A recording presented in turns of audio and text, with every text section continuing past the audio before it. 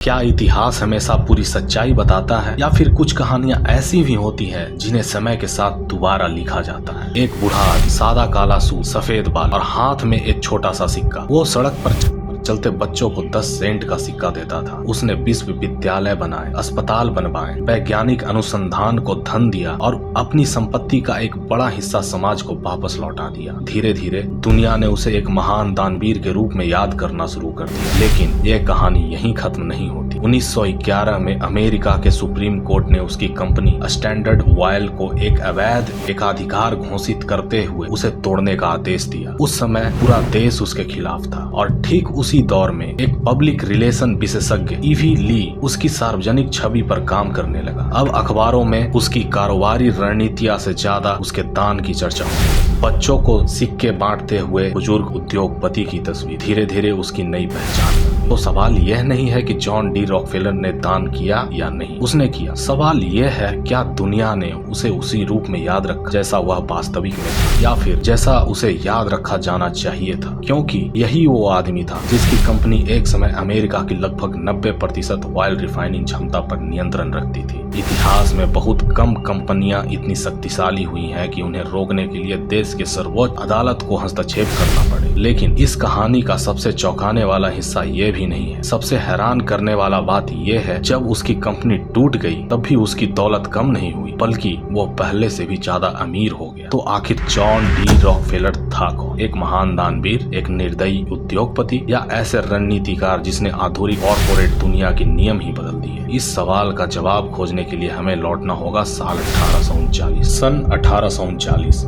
America के New York राज्य के एक छोटे से कस्बे रिचफोर्ड में एक लड़का का जन्म हुआ। उसका नाम था जॉन डेविसन रॉकफेलर। अगर आप सोच रहे हैं उसकी सफलता की शुरुआत तेल से हुई तो आप गलत हैं। उसकी कहानी की शुरुआत उसके पिता से हुई थी। उसके पिता विलियम एवरी रॉकफेलर, लोग उन्हें बिग बिल के नाम से जानते थे, लेकिन ये उसका असली परिचय नहीं था। वो अक्सर अपना नाम बदल लेता था। कभी डॉक्टर बन जाता था, कभी व्यापारी, और कभी ऐसी चमत्कारी दवाइयां बेचता जिनका कोई वैज्ञानिक आधार नहीं था। लोग को उम्मीद बेचकर वह पैसा कमाता था। फिर एक दिन वह घर से निकलता और कई हफ्तों तक घर वापस नहीं आता। परिवार को नहीं पता होता वह कहाँ है, क्या कर रहा है और कब लौटेगा। सालों बाद दुनिया को पता चला कि बिग बिल सिर्फ झूठे इलाज ही नहीं बेचता था, बल्कि वो दोहरा जिंदगी भी जी रहा था। उसके एक से ज्यादा रिश्ते थे और उसका जीवन लगातार छल और रहस्यों से भरा हुआ था। लेकिन हर कहानी का दूसरा पहलू भी होता है। जहाँ पिता जोखिम लेना सीख रहा था, वहीं जॉन की माँ एलाइजा बिल्कुल अलग थी। धार्मिक, अनुशासित और हर पैसे का हिसाब रखने वाली। उन्होंने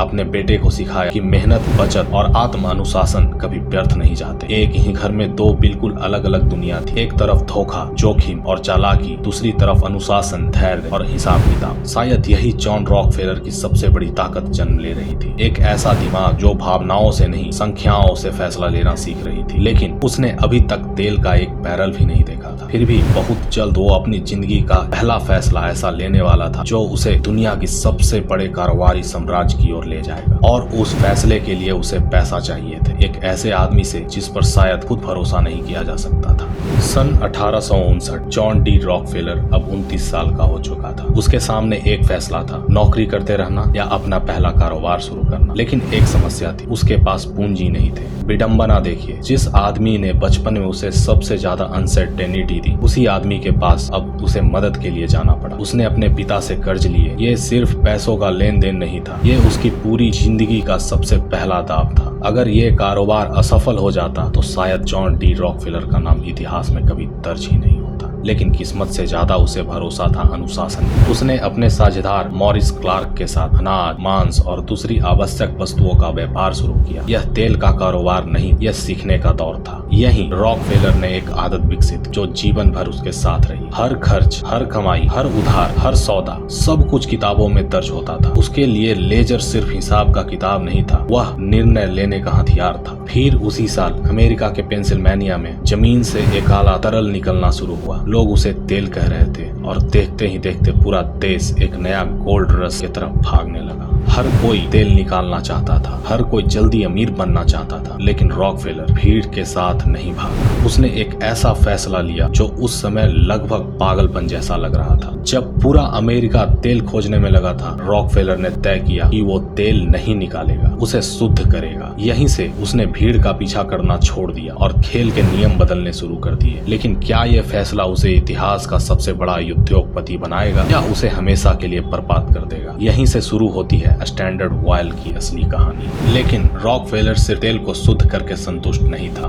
उसे समझ आ चुका था कि असली ताकत तेल में नहीं, उस रास्ते पर होती है जिससे होकर तेल बाजार तक पहुंचता है, और उस रास्ता का नाम था रेल रोड। सन 1871 के अंत तक रॉकफेलर अब सिर्फ एक सफल रिफाइनर नहीं था। उसने समझ लिया था कि अगर पूरे उद्योग को नियंत्रण करना है तो सिर्फ रिफाइनरी पर नियंत्रण काफी नहीं होगा। उस दौर में हर बैरल तेल रेल के जरिए ही सफर करता था। जिसके पास रेल भाड़े का असर था, असली ताकत उसी के हाथ में थी। इसी दौरान न्यूयॉर्क में बंद दरवाजों के पीछे एक गुप्त बैठक हुई। कुछ बड़े रेल रोड और कुछ चुनिंदा रिफाइनर मिलकर एक ऐसी व्यवस्था बनाने वाले थे जो पूरे तेल उद्योग का भविष्य बदल सकती थी। इसका नाम था साउथ इंप्रूवमेंट कंपनी। योजना बेहद ही सरल थी, लेकिन उसका असर विनाशकारी हो सकता था। रेल रोड सभी कंपनियों के लिए माल भाड़ा बढ़ाएगा, लेकिन इस गुप्त समझौते का सदस्य वही अतिरिक्त पैसा गुप्त छूट के रूप में वापस पा लेंगे। और योजना यही खत्म नहीं होती थी। जो अतिरिक्त पैसा स्वतंत्र रिफाइनर रेल रोड को देंगे, उसका एक हिस्सा भी इन्हीं सदस्यों को वापस मिलेगा। यानी आपका प्रतिद्वंदी एक बैरल तेल भेजे तो भी कमाई आपकी होगी। अगर ये योजना लागू हो जाती तो हजारों छोटे रिफाइनरों के लिए प्रतिस्पर्धा करना लगभग असंभव हो जाता, क्योंकि अब बाजार काबिलियत से नहीं गुप्त समझौतों से चलने वाला था। लेकिन फिर कुछ ऐसा हुआ जिसकी उम्मीद किसी ने नहीं की थी। यह पूरी योजना लागू होने से पहले ही लीक हो गई। पेंसिल्वेनिया, क्वीनलैंड और तेल उद्योग से जुड़े बड़े शहरों में घबराहट फैल गई। किसी को पूरी सच्चाई नहीं पता थी, लेकिन सबको इतना समझ आ गया था कि अब खेल बराबरी का नहीं रहने वाला है। और यहीं से शुरू हुआ इतिहास का वो 6 हफ्तों का दौर जिसने अमेरिका के तेल उद्योग का नक्शा हमेशा के लिए बदल दिया। सिर्फ 6 हफ्ते पहले साउथ इंप्रूवमेंट कंपनी कभी पूरी तरह लागू नहीं हो सकी। विरोध इतना बढ़ा कि उसकी योजना कुछ ही समय में ढह गई। लेकिन जो नुकसान होना था वो शुरू हो चुका था। तेल उद्योग में डर फैल चुका था। स्वतंत्र रिफाइनरों को अब लगने लगा कि अगर वो स्टैंडर्ड ऑयल के साथ नहीं गए तो शायद बाजार में बच ही नहीं पाएंगे। और फिर रॉकफेलर ने एक एक करके अपने प्रतिद्वंदियों से मुलाकात शुरू की। उसका तरीका अक्सर एक जैसा होता था। वह अपने कारोबार के आंकड़े दिखाता, भविष्य की तस्वीर समझाता और फिर एक प्रस्ताव रखता। आप अपना कारोबार बेच दीजिए, स्टैंडर्ड ऑयल के हिस्सेदार बन जाइए, आपका परिवार कभी कमी नहीं देखेगा। कुछ लोगों ने इसे अवसर समझा, कुछ ने इसे मजबूरी, लेकिन अधिकतर जानते थे कि अगर उन्होंने मना किया तो सामने सिर्फ एक कंपनी नहीं पूरी व्यवस्था खड़ी होगी। सिर्फ 6 हफ्तों के भीतर क्वीनलैंड की 26 रिफाइनरियों में से 22 स्टैंडर्ड ऑयल का हिस्सा बन चुकी थी। इतिहास इस घटना को क्लेवलैंड मैसेकर के नाम से याद करता है। लेकिन हर किसी ने हार नहीं मानी। एक आदमी था, फ्रैंकलिन टारवेल। उसने अपनी रिफाइनरी बेचने से मना कर दिया। उसने समझौता नहीं किया। उस फैसले की कीमत बहुत भारी पड़ा। उसका कारोबार टूट गया, परिवार आर्थिक संकट में आ गया और उस घर में एक छोटी सी बच्ची चुपचाप यह सब देख रही थी। उसका नाम था आइडा टारवेल। अभी कोई उसे नहीं जानता था और ये कोई भी नहीं जानता था कि ये बच्ची करीब 30 साल बाद स्टैंडर्ड ऑयल की सबसे बड़ी चुनौती बनने वाली है। लेकिन अभी ये कहानी सिर्फ एक बर्बाद परिवार की थी। और यहीं रॉकफेलर ने एक नई चीज सीखी। अगर डर और आर्थिक दबाव सही समय पर इस्तेमाल किया जाए तो बिना गोली चलाए भी पूरे उद्योग का नक्शा बदला जा सकता है। लेकिन एक सवाल अब भी बाकी था। अगर इतना विशाल साम्राज्य एक कंपनी के नाम पर खड़ा किया गया था तो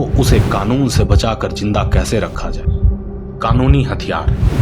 1870 के दशक के अंत तक स्टैंडर्ड ऑयल सिर्फ एक कंपनी नहीं रह गई थी, वह दर्जनों कंपनियों का एक विशाल जाल बन चुकी थी। लेकिन एक नई समस्या सामने आ गई। उस समय अमेरिका के ज्यादातर राज्यों में एक कंपनी दूसरे राज्य की कंपनी का शेयर नहीं रख सकती थी। यानी रॉकफेलर का बढ़ता साम्राज्य कानूनी ढांचे से बड़ा हो चुका था। सन 1882 एक नया समाधान सामने आया। नो ट्रस्टी, लगभग 40 कंपनियां और एक ऐसा कानूनी दस्तावेज जिसने अमेरिकी व्यापार की भाषा बदल दी। इसे कहा गया स्टैंडर्ड ऑयल ट्रस्ट। शेयर अलग अलग कंपनियों के पास नहीं रहे, वो ट्रस्टियों के नियंत्रण में आ गए और बाहर से दर्जनों कंपनियों अलग अलग दिखती रही, लेकिन निर्णय एक ही केंद्र से लिए जाते थे। यही कारण है कि बाद में ट्रस्ट सब एंटी ट्रस्ट कानूनों का आधार बन गया, क्योंकि अब सवाल सिर्फ एक कंपनी का नहीं था बल्कि पूरे बाजार पर नियंत्रण का था। सन 1890 में अमेरिकी कांग्रेस ने शेरमान एंटी ट्रस्ट एक्ट पारित किया। उसका उद्देश्य था ऐसे ही व्यापारिक संयोजनों पर रोक लगाना जो प्रतिस्पर्धा को अनुचित तरीके से प्रभावित करे। फिर 1892 में ओहायो सुप्रीम कोर्ट ने स्टैंडर्ड ऑयल ट्रस्ट को भंग करने का आदेश दिया। दुनिया को लगा अब यह साम्राज्य खत्म हो जाएगा, लेकिन ऐसा हुआ नहीं। कुछ ही वर्षों बाद न्यू जर्सी के कानूनों ने एक नया रास्ता खोल दिया। स्टैंडर्ड ऑयल एक नई होल्डिंग कंपनी के रूप में फिर से संगठित हो गई। नाम बदला, कानूनी ढांचा बदला, लेकिन नियंत्रण लगभग वैसा ही बना रहा। यहीं इस कानून का सबसे बड़ा व्यंग छिपा था। अदालत ने जिस व्यवस्था को समाप्त समझा वह एक अलग कानूनी रूप में फिर से सामने आ गई। लेकिन अब मामला सिर्फ कंपनियों का नहीं था। अब संघीय सरकार भी इस साम्राज्य की ओर सीधे देख रही थी और कहीं एक ऐसी पत्रकार चुपचाप सबूत इकट्ठा कर रही थी जिसका परिवार सालों पहले इसी साम्राज्य की कीमत चुका चुकी थी। करीब